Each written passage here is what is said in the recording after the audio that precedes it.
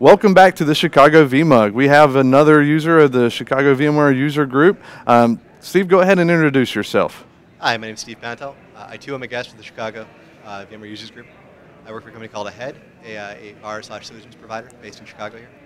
Great. And so what do you do there at Ahead?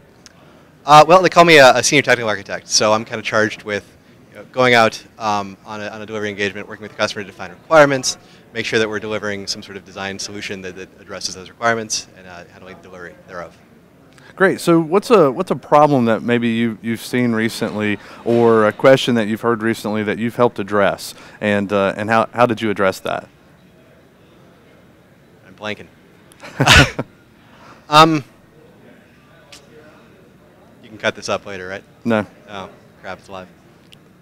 This is what happens when you get dragged in off the convention floor. No worries. So what's one of the trickiest problems that you ever solved, and what was that problem, and how did you address that?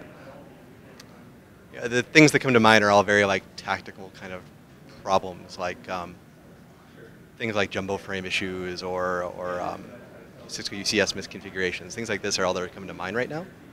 Right. So you want me to elaborate on one of those? Sure. Okay. Jumbo frames is a great example. Sure. Yeah, we just had a customer who was having issues with jumbo frames that didn't think they were working in their environment. And it was just a matter of the traditional things. You trace it end to end, you check each configuration step along the way, and find out where it's not enabled. Here the solution was they had it enabled in their vSwitches, they had it enabled on the upstream switches, they didn't have it configured properly within UCS.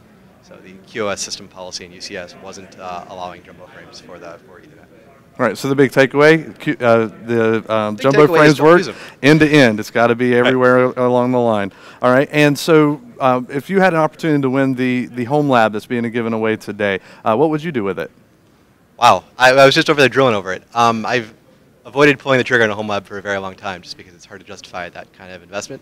So what I would do with it is use it. I've been using my company's lab. I'm a huge proponent of beating the hell out of the VMware hosted labs. Spin one up that's tangentially related to what you're trying to do and just play with it that way. So this would save me some time. I'd actually have a proper home lab for once. Mostly it'd probably use for space heating. Awesome. Thanks, Steve. We really appreciate it. Thanks for coming out to the Chicago VMUG. No problem. Glad to be here.